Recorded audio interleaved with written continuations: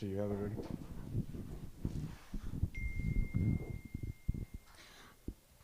Now Ahab told Jezebel everything Elijah had done and how he had killed all the prophets with the sword. So Jezebel sent a messenger to Elijah to say, "May the gods deal with me, be it ever so severely, if by this time tomorrow I do not make your life like that of one of them." Elijah was afraid and ran for his life. When he came to Beersheba in Judah, he left his servant there while he himself went a day's journey into the wilderness. He came to a broom bush, sat down under it, and prayed that he might die. "I have had enough, Lord," he said. "Take my life. I am no better than my ancestors." Then he lay down under the bush and fell asleep. All at once an angel touched him and said, "Get up and eat." He looked around, and there by his head was some bread baked over hot coals and a jar of water. He ate and drank and then lay down again. Then the angel of the Lord came back a second time and touched him and said, "Get up and eat, for the journey is too much for you." So he got up and ate and drank. Strengthened by that food, he traveled 40 days and 40 nights until he reached Horeb, the mountain of God. There he went into a cave and spent the night, and the word of the Lord came to him, "What are you doing here, Elijah?" That's good. Here, as we're looking at this passage, it just gives us understanding the background of Elijah, where he is coming from. Elijah is not just, you cannot consider him as a weak believer. You cannot call him as a meek believer either. He is a man of boldness. Is that right? He's a man who predicted the famine. There's going to be, rain is not going to come, there's going to be famine in this nation. He heard from God, he gave unprecedented promise. Do you hear me? These days, it's a very rare thing when somebody says, "I prophesy," and that things happens. There's a lot of false prophecy, especially in this past year and a half.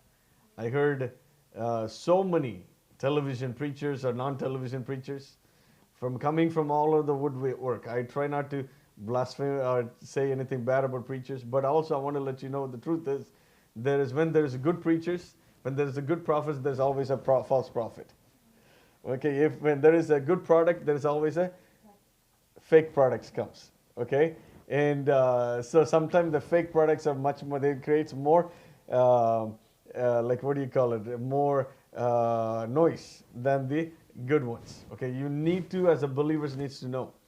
In the last years, they've been predicting there's the end times are coming, and I don't hear this a lot in our church very often, but I hear that a lot of places I travel. In fact, my own friends, some of the friends I went to see, they say they're predicting who's going to be a president. And even after the results, they were not convinced. They said, "Ernest, watch this another 2 weeks. We are going to have a new president."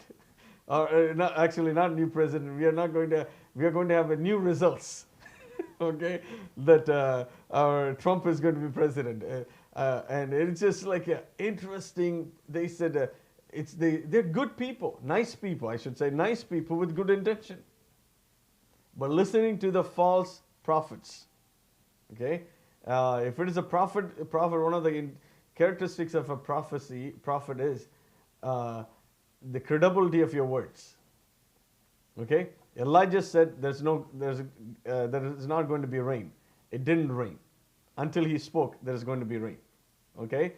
He was a man of God. God amazingly revealed this. God led him. Not only he spoke the truth, God protected him. There are thousands of children of God who has been destroyed by Jezebel, by Ahab, King Ahab. But amazingly, God, for a reason, took him to, he took him to ravine, and he also protected him and gave him water and provision through raven. Okay? And he was nourished by the brook. And during the same time, he saw God's provision and guidance, and God strengthened him in a marvelous ways. And then God took him to Zarephath, widow.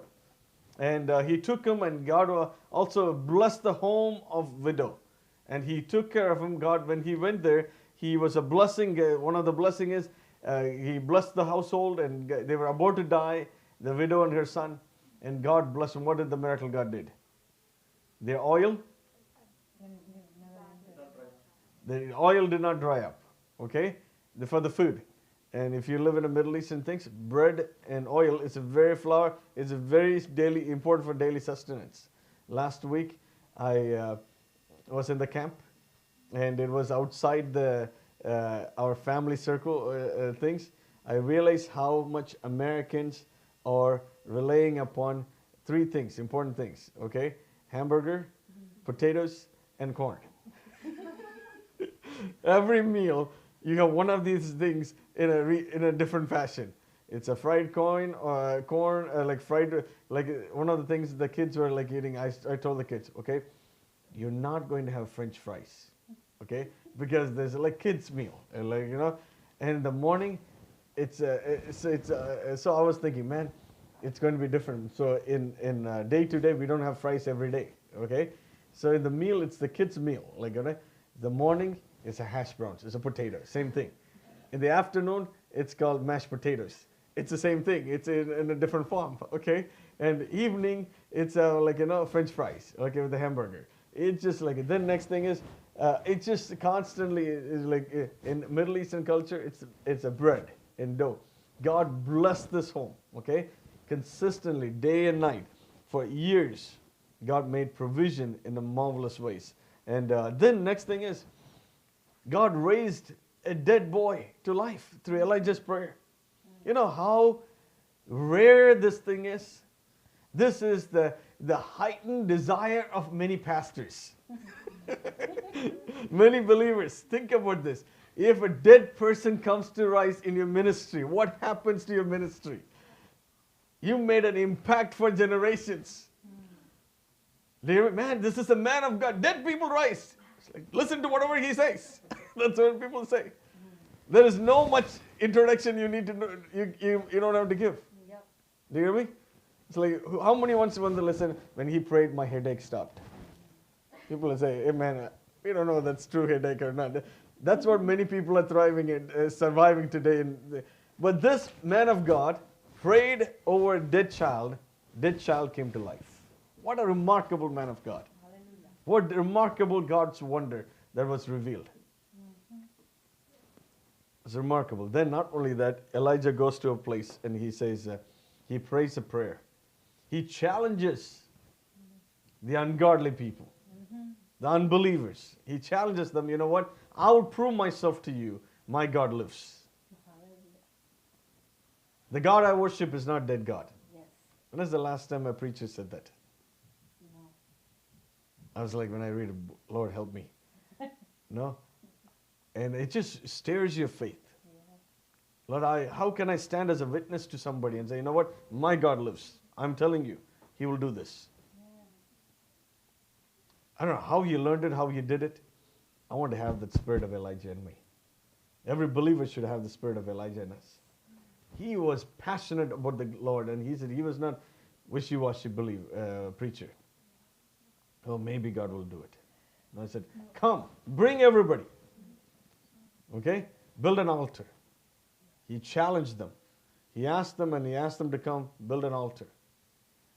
They built an altar and he said, cry out to your gods. Maybe your God is deaf. Maybe your God is blind. Maybe your God is busy to hear your prayers. He's just telling them.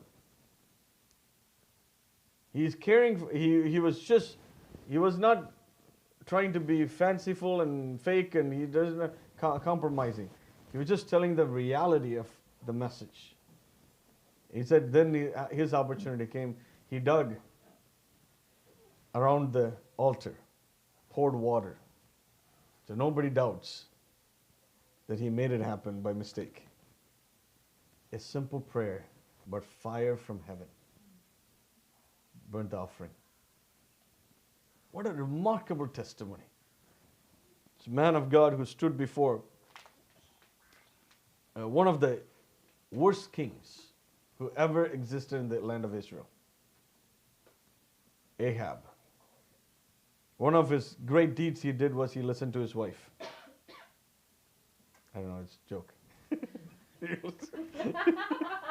One of the worst things, in a good, not in a bad way. That shows what an immoral man he was. It's not that listening to his wife. He didn't have guts to stand for the truth. His wife was a bloodthirsty woman. Okay? That's why it's very important. This is one of the things, it's a side note here. As a man of God, woman of God, I'm not talking partiality about men or women, lifting one and putting down others. Both of you have to have a sincere faith to the Lord. Husband, God should be your Lord. Can I get an amen? Wife, God should be your Lord. Can I get an amen? Amen. You boldly serve the Lord. Yes. Let nothing shall hinder you. One of the things is, Andrea and my life,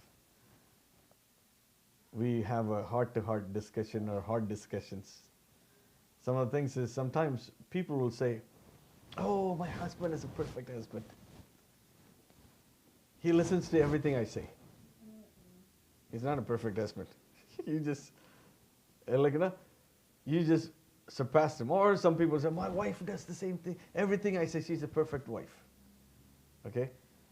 If I look at it, my life will be imperfect life. One of the things is, if God gave me a partner, okay, there's a connection, there's chemistry, there is understanding, there is a joy of union between both of us, but we both are not same in every area. Now, many areas, I should say, not every area, many areas. She is opposite to me, okay? One of the remarkable things is that becomes a great strength in our marriage and relationship. That's one of the things God made the partner.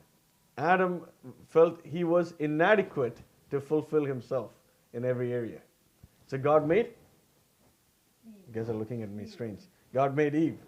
Okay, God didn't make Steve. God made Eve.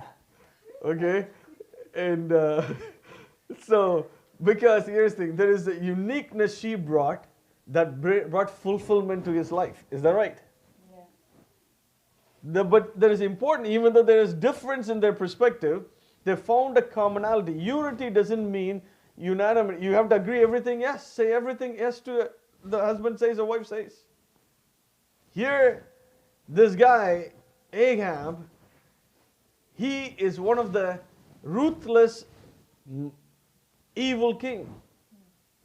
He found a perfect partner, okay, who is a bloodthirst wife, destroying, bringing evil. In fact, she was much ahead of him. He didn't pay attention. He is a king in the lineage of David, okay, who is supposed to be God's ambassador to the nation. King, God put leadership of priest, prophets, and king in a country of governance, like how America has three heads of country, leadership in this country to rule, govern the nation. In Israel, these three offices helps to govern the nation. One is king is one of the role. Kings plays an important role. If you look at the British Empire, what is the king or the queen is the head of? You know, England is not same as the United States. The ideology and the principle, it's a monarch, okay? What is the big major difference of governance of England and United States? England is not a democrat, even though they believe in democracy, it is not a democracy, it's a monarchy country, okay? It's still, the queen is the head of the country, okay? In America, one of the big, when they wrote the Constitution, they wrote it in a way, there is a difference between church and what? Those who are born and brought up in America, you can say this. What is the big difference when they laid a foundation, when they did the Constitution, what was the big difference compared to England to America? America is supposed to be separation of church and state. There is no king in America, okay? We elect the president, is that right? you elect the president, and also there is no one religion in America. People, some of the Christian background people say, yes, Christians have been instrumental in the founding fathers probably come from the Christian background, okay? But there is a constitution freedom. It says, like what does the constitution say? So like all men are equal, created by God. Okay, come on, guys. All right, all right, all right. So one of the things I was saying is England. One of the things is the Queen of England. Right now we have the Queen of England. Okay, she's the head of the state. She is also head of the religion. That's what I was trying to bring. She is also the head of the religion Christianity in England, according to the governance. Okay, and she is the head of the church. Okay, and in England, and the England government is not. It's supposed to be a Christian foundation, and Christian. It's built on Christian principle. English governance should be, okay. And even I think last prime minister, he reminded them, we are a nation under God. We are a nation that's believed in the biblical value, okay. And so here, as the Israel has that foundation. Jehovah is their God. Okay? Anything, God gave them clear direction. That even 10 Commandments. 10 Commandments is first commandment says, thou shalt not have no other gods before me. But Ahab was worshipping foreign gods, Baal. And he married a woman who stands for idol worship. He was a man who was just walking behind her. In fact, he didn't stand for the righteousness, but in fact, he let her govern because she brought with evil vengeance against the God of Israel and the people's belief. This was one of the times. This is what Elijah was faced with, and it is one of the interesting season he has been living. And so then, this man of God, who is powerfully, God used him, saw great mighty wonders and great things. Now he's faced with undeterred enemy. Even though he was courageous man, God did mighty wonders. One of the remarkable things we see in Christian life is the background I come from, and the people, a lot of times we say, is that we are people of faith. Okay, we see from the biblical scripture, there is a strength that comes from. God is with you. Who can be against me? We use all these great scriptures. And we built a place of great heights. We realize anything beyond that is a failure of your belief. Okay? If, for example, I'll tell you, when you face, Christians should be, when they looks at each other, like, when they look at even a pastor or father figure, there is imagination, you have to be giant of faith. Okay? We look at Elijah as like a giant of faith. You can say God's general. Any of the great men of God, if you say, he will fall under one of them. Is that right? He is a great man of God. What is the expectations of an average believer about God's men? What is the normal expectation from a believer to be a God's man? He should be a prophet. They have to have constant connections with God. Yes, somebody said that they're constant connections. Okay, anything else? What are some of the characteristics you see in a giant or great follower of God? Okay, some of the things I'll tell you. They have to be strong in faith. Every time when a challenge is given, they should trust the word of God and stand in faith. Is that right? Like Moses stood, like David. Okay? We give examples like Daniel, who faced the lion's den. And like how everybody, even Jesus, how Paul faced enemies. Like, do you hear me? And he was courageous. We talk about men of God means you look at your husband, he said, man, are you a man of God? You should be courageous. Why are you crying? That is the imagination. Pastor, for example, my pastor, everybody would say, my pastor is a man of faith. You think he's always speaking in positive things. That's what people think. But here, Elijah, when we look at it, he's a mighty man of God. He come to a place, he says, he come to a place of great depression. Everybody say great depression. This is one of the odd things I heard in the Bible. Many of the times you don't see people talk about their husband or talk about a godly leader they go through. So today I want to share with you, even great men can cry. Do you get me? Some of you laughing, Pastor. One of the things, if you ask Andrea, if you ask her to give a testimony, she will say, she has said this before. She never seen her husband cry. She said that. He has never seen me cry. And even my kids would say, Daddy, how come you don't cry? It's like, well, I don't cry every day. That's a good thing. I'm not crying every day. But it is nothing wrong. It's not unmanly, or you can say less manly, to be a man of compassion and cry for things. You get me? It is not a less manly, or you're losing your credibility to be in touch with your emotions. Women, some of the other side, sometimes they say, you're crying all the time, or you're crying.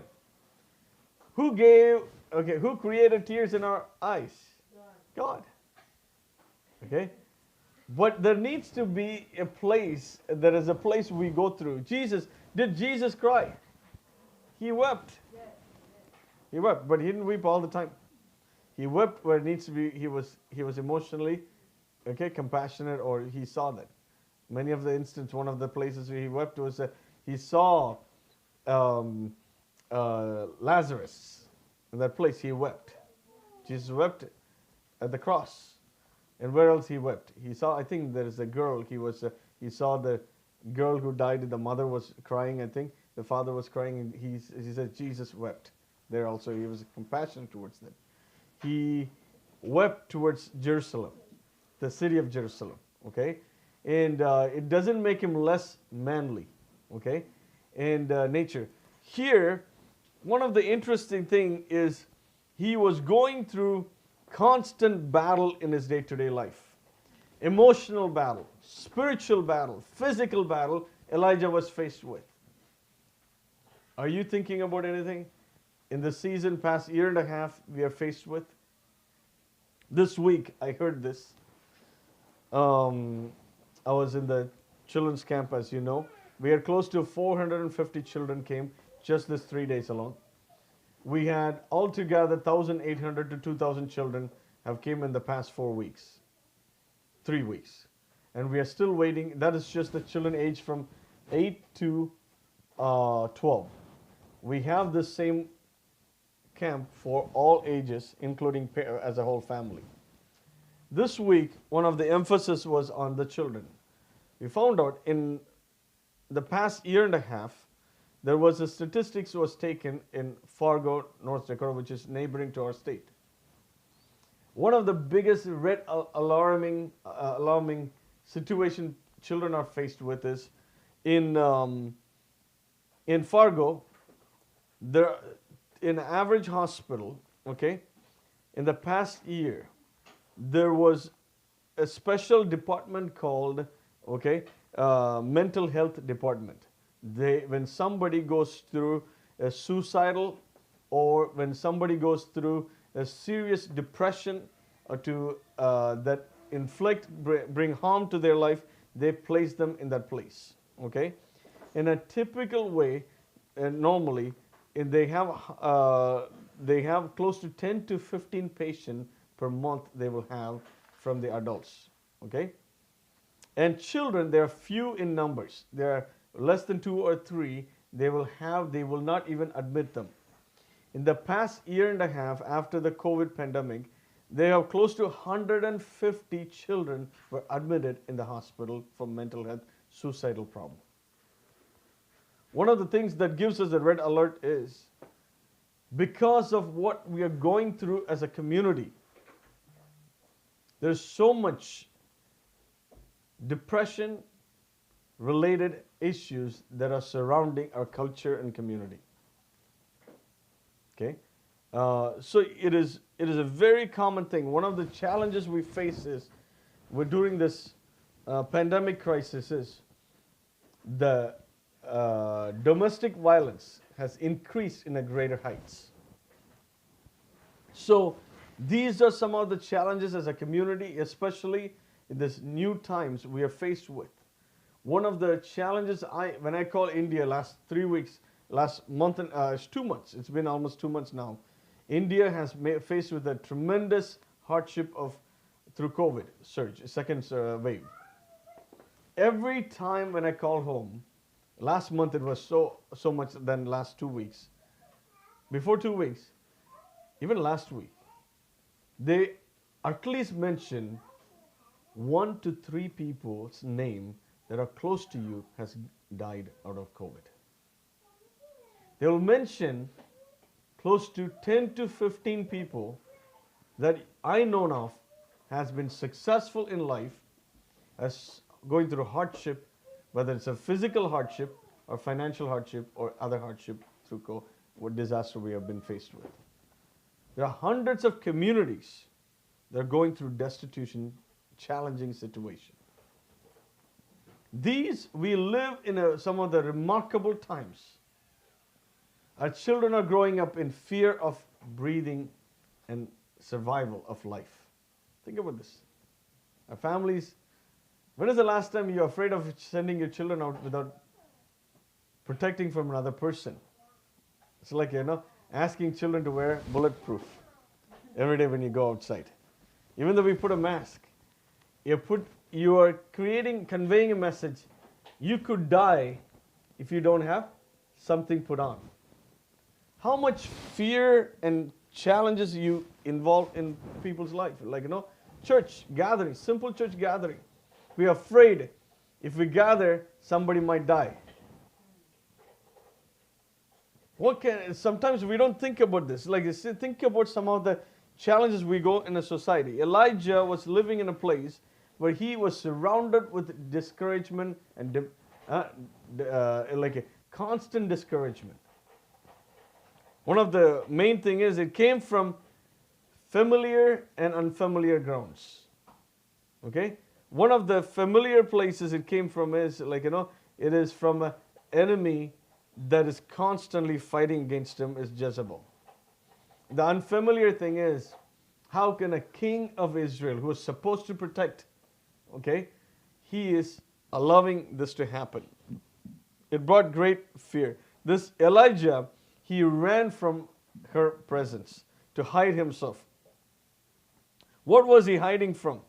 And what was his answer? Finally, he says, he came to a place, he said, you know what, God, take my life. How can this be? Great man of God. Man who destroyed enemies. Destroyed so many prophets, false prophets. And brought fire from heaven. Healed the dead. Brought back life.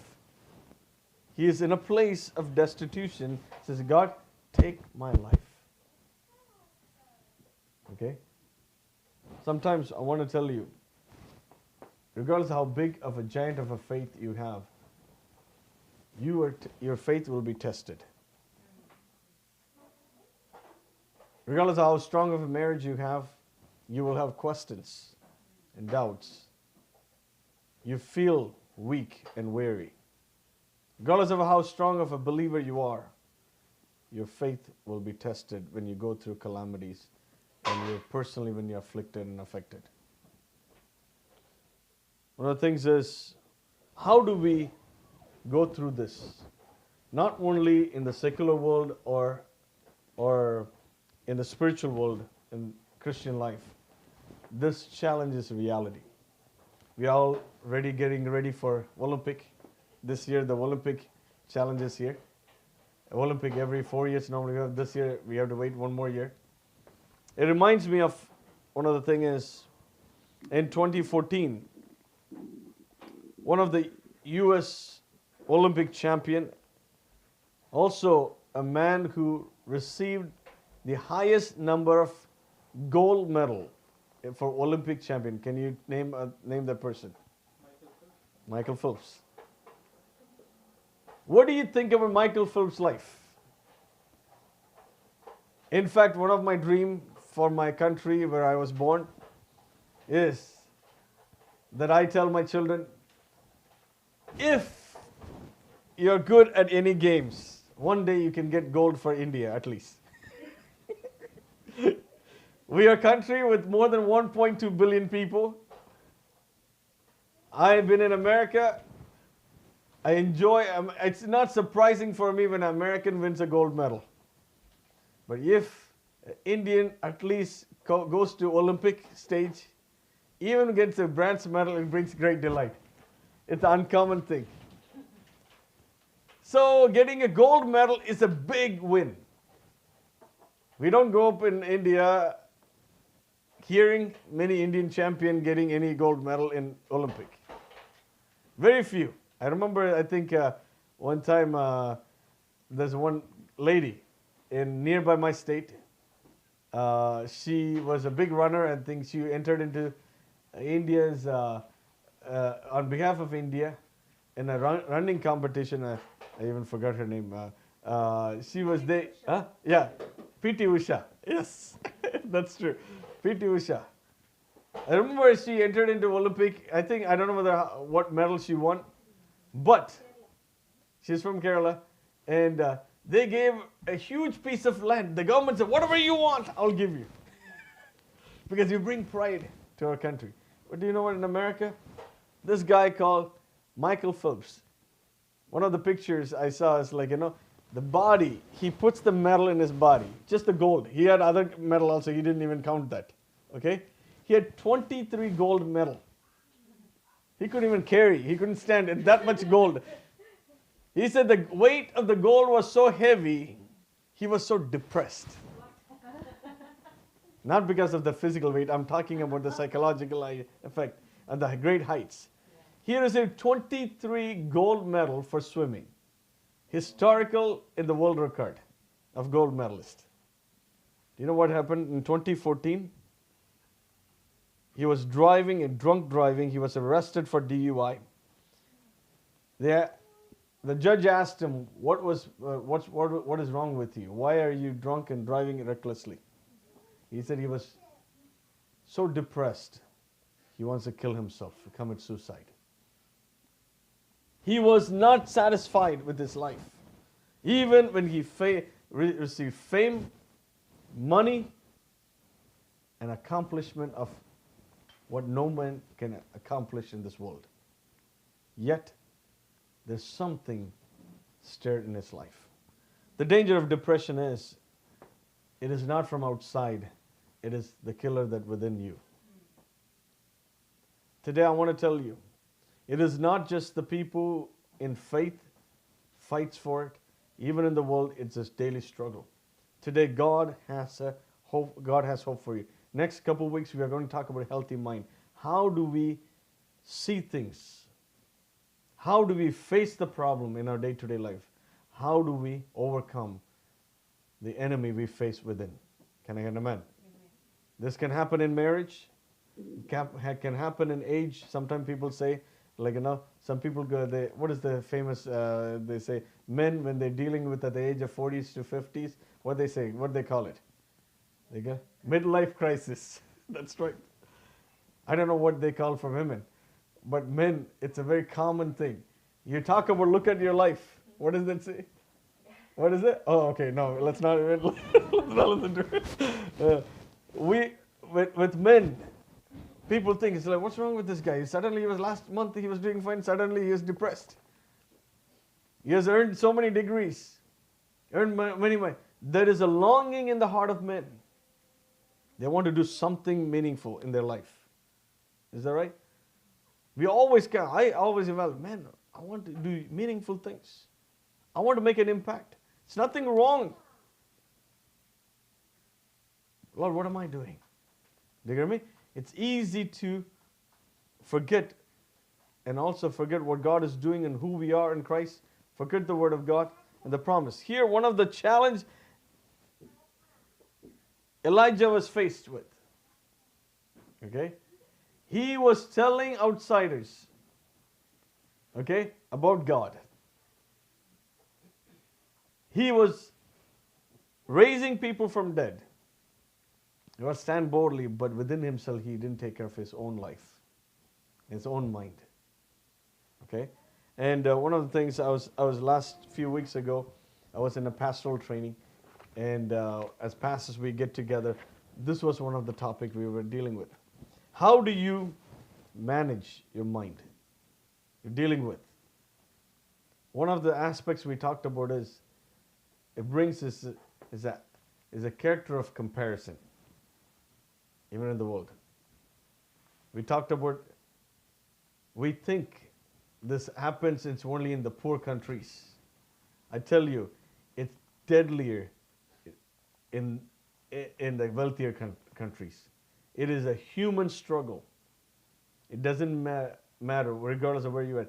Comparison is a human struggle we face everywhere.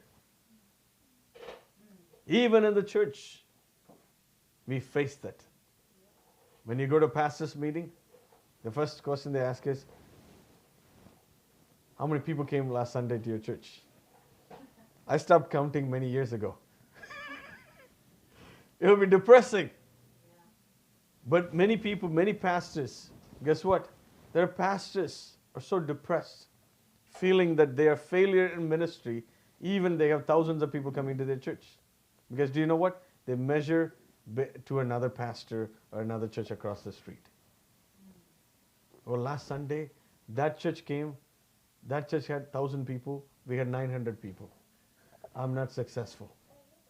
The success is measured by not because what God calls them to do, but based on what others are doing.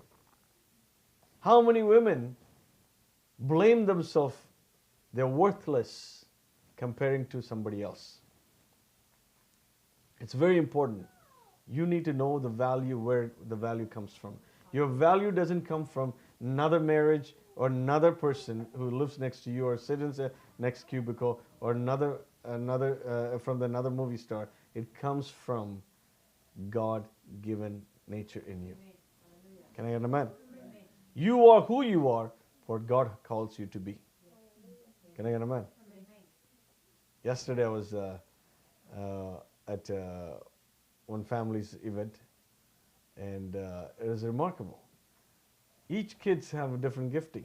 One of the parents was saying this is that my child, they said she is amazing. She is very photographic image, they said. She's beautiful. Okay? Another family, every family should acknowledge the blessing God has given to. Like a couple of weeks ago, I preached about Elena. We need to see value in each other. Do you get me? A lot of times people mock their spouses in front of other spouses. My spouse is not like this. You can say, my husband doesn't think the same way you think. Or my wife doesn't say the thing. Don't put down another person because you know what? You didn't marry to the other person. You get me? Like, you know, there are times marriage problems, when we deal with marriage problems, they say they have an imagination of a wife. They probably see in a poster in India, that's happened a lot of times. They see posters all over the place. Okay, my wife should be looking like that woman in the poster. They treat this woman like that, like, you know, how come you don't act like this? She's a movie star. She acted for 2 hours and made millions. You married a real woman. Do you hear me? In real life, there is joy, there's ups and downs, there's things like, you know, different. You're not the same. Do you hear me? And so we have a false imagination. One of the things is we allow this comparing spirit that comes and ruin us. Well, how do we manage our mind? One of the first thing is, first of all, we need to understand. Okay, first of all, wisdom. We need to have wisdom to understand who we are and what God has called us to. First of all, to understand when we go through struggles, what is the wisdom God has given to us? There are 3 things. You can write it down. It's going to follow in coming weeks. 3 things. Name it, claim it, and aim it. Write it down. Name it, claim it, and aim it. Okay? Okay, you guys taking notes? Come on. Name it, claim it, aim it. Okay? Name it.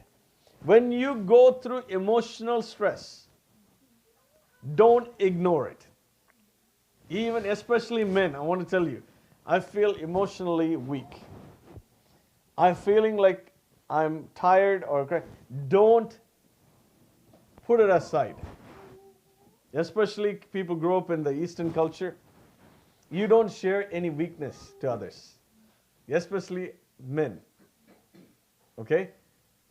You don't share any weakness to others. Like a pastor means, pastor never cries. It's all of men, like men never cries. That's what they say. That same spirit comes to church also. Men never cries. If you cry, there are so many movies and cultural things that says, if you have a weak, even if you talk a little bit kindly, he's acting like a woman. That is a false understanding from the cultural aspect, okay? There are men who cries all the time. That's a different story. That's a different problem we're dealing with. I'm talking about when you are grieving, it's okay to cry. When you're feeling emotionally weak, it's okay to share, I'm weak. I need rest. Until people come to a place of burnout and worn out, that's when somebody tells them, when they're not talking, this guy is worn out. Well, I remember this. There is a family invited me to pray for them. And they went through doctors after doctors. This has happened in Twin Cities. And they went to medical hospital after hospital. He was admitted in the hospital for more than 3 months. One of the things they're struggling is he can't talk. He was doing fine. He's in his early 60s. He has done jobs. Everything was fine. One day he stopped talking. So they went through all these hospitals and checkup and all these things. So finally they came to pass. They heard about me. I counseled their families. One of their family member I counseled their marriage situation. They said, please come, Pastor. So I asked them to. I went there. Many family members were gathered in this place. And so I said, okay. I was watching him. He was walking. He's looking fine. He doesn't talk. Okay? He doesn't talk. I was like very curiously watching. So a few minutes, we are as a family, we all gathered together. He seems healthy. He's looking normal. And they were, why did you admit in the hospital? I didn't know. I asked all the family members. And so I said to all the children, and children means they're grown children, they're grandchildren. I said, hey, why don't you guys go downstairs? Let me talk to the husband and wife. So husband and wife sat down and asked, how are you guys doing? The wife talked 15 minutes. And the second question I asked, what is the problem? The wife talked another 15 minutes. And so then I said, even while I was listening to their problems, I was very thirsty. So I asked the wife, sister, can you go and get me some water? So when she walked out to the kitchen, I bent down and asked him, what is the problem? What's going on? And he said only one word, Pastor, she is the problem. I was shocked. I was shocked. Family all crying for 3 months. They were worried he's dying. Because he is in the deathbed, they said, in the hospital. They did all kinds of testing. He hasn't talked. In fact, after 6 months later, he didn't talk. He didn't say a single word. And the only word he said is, she's the one. One of the thing is, he was so depressed to a degree that he just quit. He just gave up. Elijah was in this place. He was in a place. He didn't talk to God daily. He was some reason. He came to a place. I give up. Don't wait until things fall apart. Learn to share when you're going through trials. Don't wait for perfection in every aspect. Life is not perfect. Doing it with higher standard, that's a different thing. Doing with but life is not perfect. Can I get an amen? You are not perfect. Don't pretend to be perfect in every aspect of life. Sometimes we do, you know what? I should be perfect. I should be. Like we walk in some false reality, thinking we are something else and we are living somewhere else. If your marriage, if you have struggles, communicational things, don't hide it under the bush. What is it called? There's a famous singing song. This week's song is "Don't Hide It Under the Bush," or no? There's a song. There's a children's song, and don't hide it under. If you're dealing with tiredness, sleeplessness, don't hide it. Husband and wife, share it with understanding. Don't blame them.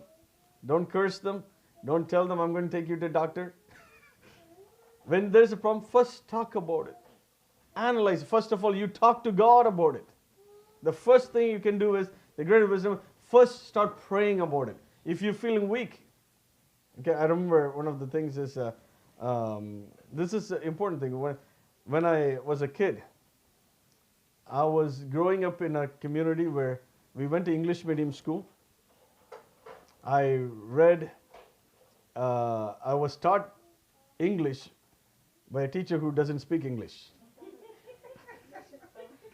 She taught, a sister said she taught me English in Tamil. Okay, that means she doesn't speak, she learned somehow, they know how to read somehow, and they taught me. And when I came to United States, I growing up in English medium school, but I have no spoken language experiences. And but at the age of 17, I came to America. It was overnight just dream, or just somebody threw me in the like a well to learn swimming kind of deal. It was a rough landing. For 3 years, no clue in classroom. When the professor I used to put 5 times more hard work to pass the test, just to pass the test, like my friend who puts 10 minutes or 10 times less. But interestingly, amazingly, God gave me, I said, Lord, whatever it takes, I'm going to finish this race. Finish this school properly. Do you get me? One of the struggles I did was, the sad thing is, when your parents want you to learn English, they send you to English medium school, you learn less Tamil, so you're bad in Tamil and you're bad in English. You're bad in both. So most of the people, when they come to America, when I ask them to read Tamil, and I know what school they went to. Like I was so surprised. Half of them, they say they can't read Tamil. Especially when they come from a city. I'm not against city people, but that's a reality.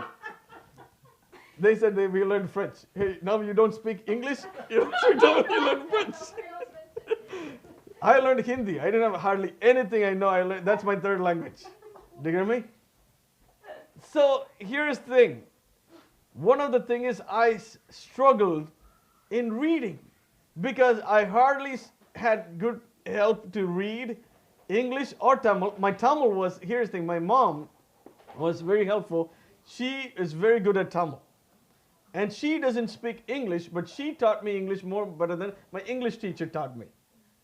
So I was learned from a mother who taught me English, who doesn't speak English, okay? It was a much harder thing. But when I come here, because, praise the Lord, I came at a young age, I was thrown in a place where I made so many mistakes, nobody cared. I didn't care. One of the hindrance for people, immigrants come to America to speak languages, their own people, when they look at and compare them, you're afraid to speak in front of them, you're making mistakes. The problem is, the people you're afraid of doesn't speak good English either. Why are you afraid to do something better? Do you get me? My thing is, don't confuse your life based on other standard. Do what God has called it. One of the hindrances is the characteristics between children and adults.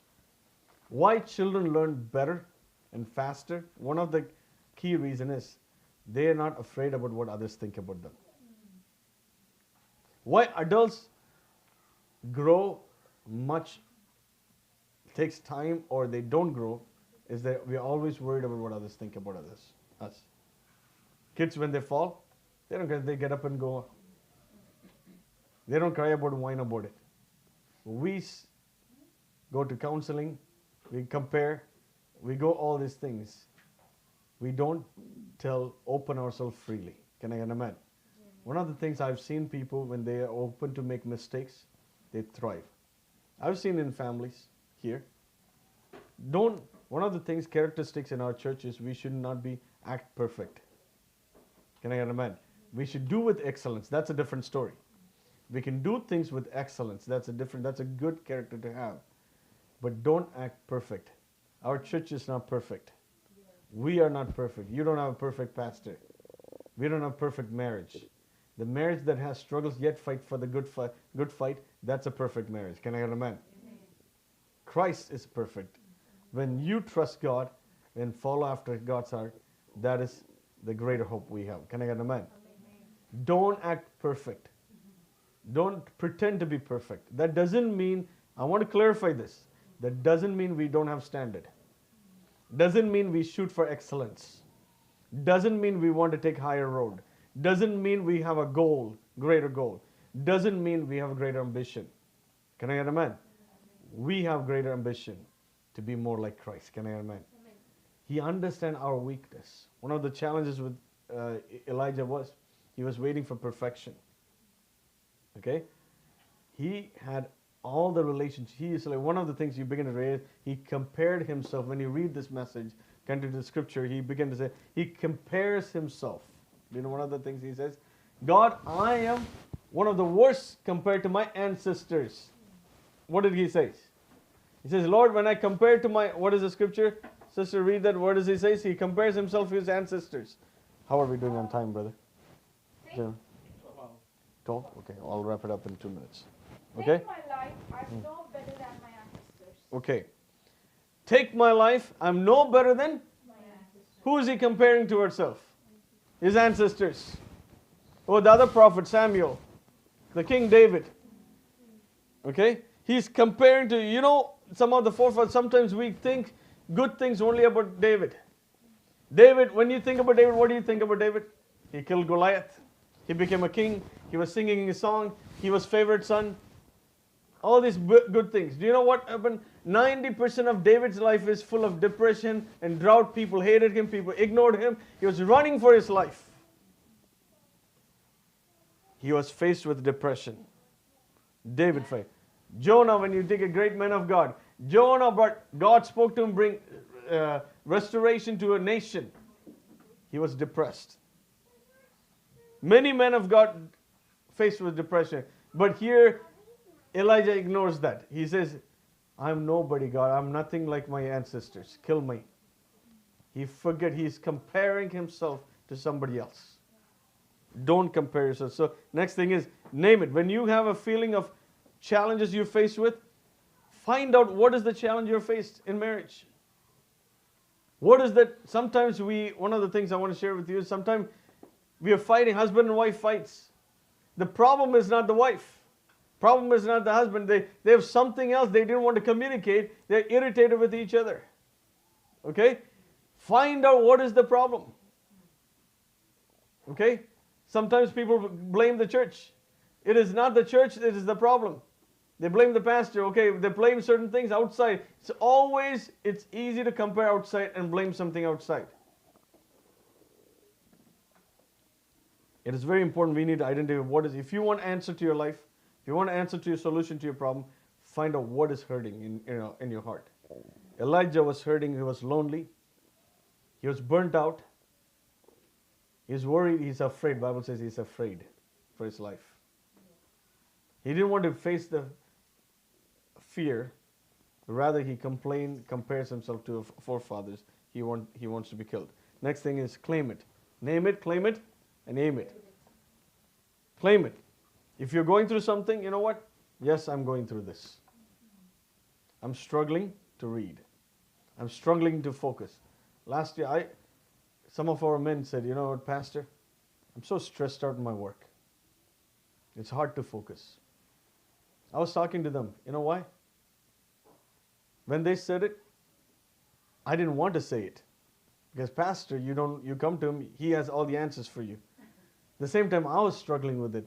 Because I'm doing so many things, I'm burned out. Or I couldn't focus. You know what? When you begin to share, encourage, let's find the answer from God's Word. We don't have to pretend that everything is perfect. One of the things is this year, when we're dealing with this this month, I begin to realize every time when I talk to families in India, I was thinking I'm doing well.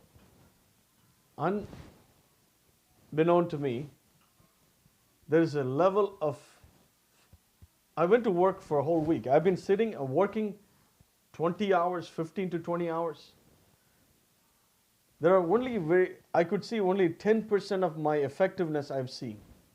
The rest of them, I couldn't focus. Begin to identify why. I got frustrated with family, children. Maybe if I fix this, maybe Andrea cooks better rice, maybe children do something, maybe swimming class, maybe if they go to bed early. It's all this thing, fix. Maybe if I have better finances. It's not even finances. It is much better than the past 10 years. Why can I? Then I begin to realize, you know what?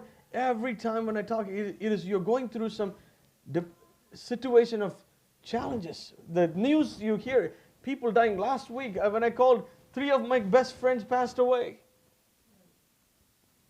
Your process, every time when we hear and all these things, you're trying to answer. One of my biggest things, how can I not find answer to these problems? So when I go and sit in the meeting, there's so many things going on. You're trying to answer. You're just sitting there.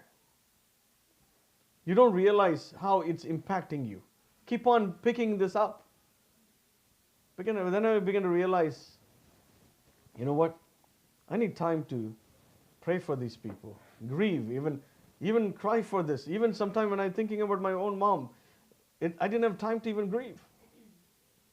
Sometimes you just pack all these things. One day it just blows up or come to a place like Elijah. I pray that we come to a place of acknowledgement. You know what? I'm going through tough times. Lord, help me. Friends, help me. Church, help me. Let's sit together. If you can't focus, don't just keep on do you know what we say? Well, if we just do it more and do it better, it'll fix by itself. Do you hear me? If we keep on doing it, it'll fix by itself. Auto fix. Do you hear me? And it doesn't fix by itself. A lot of times we keep on bringing baggage after baggage. We probably offended, probably going through some crisis, a fight. We do just patchwork. It's like a rust in a car. We just keep on patching. One day we find out it's a huge hole. Then they come to a place, people say it's like, oh, divorce happens overnight. It didn't happen overnight. You haven't fixed the rust. You haven't fixed the paint peeling. You haven't fixed the dent. Keep on going and going and going. One day you have to replace the door. My friends, I tell you, when you go through problems, stop. Identify what is the problem. Name it. Well, I'm going through this. Church, pray for me. Husband, pray for me. Wife, pray for me. I'm going through physical illness or spiritual illness or emotional. I'm not illness. You don't have to be illness. I'm going through I don't know how to figure this out. Be open. Be vulnerable. Be open to answer. Be